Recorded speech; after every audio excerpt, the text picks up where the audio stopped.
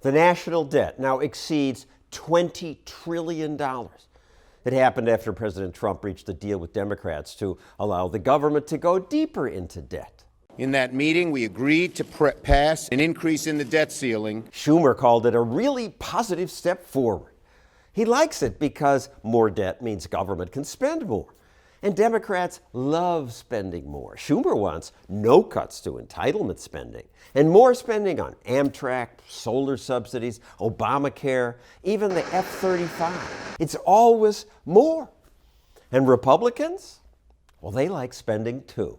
The House vote to increase the debt limit was 316 to 90. One of the few who voted against it was Thomas Massie. He understands how important debt is. When you walk into my congressional office, the first thing that you see is not a picture of my family or a picture from my district. You see a debt clock square right there staring you in the face. I put that up the first week that I got to Congress. Number one, to remind me why I came to Congress 4.5 years ago. Well, you're failing. Yeah, well, I'm trying, okay? If only a few more would try. Today's pals rarely even make suggestions as to how we might address our debt, our unsustainable, increasing debt. They just keep spending more, increasing the debt as if nothing bad can ever happen. The increases are so big, I had to leave the building to graph them. Less than 5% of the economy. Here's World War I. Here's World War II. Used to go down after wars, but now, even in peacetime, it only goes up. Pretty soon, we're up here. How are we going to pay for that? It's crazy. Imagine you and I had a credit card debt which was higher than our national income. Well, that's what places like Greece have. Now that's what we have.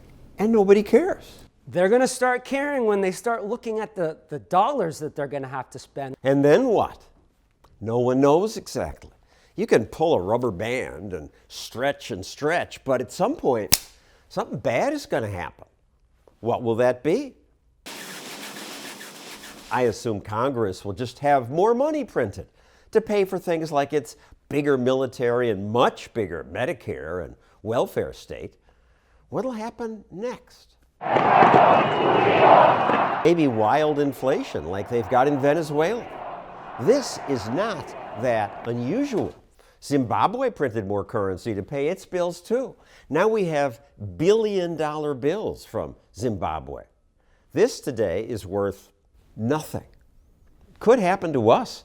None of us knows when this will blow up. To prevent the crisis, all Congress would have to do is slow spending increases to the rate of inflation.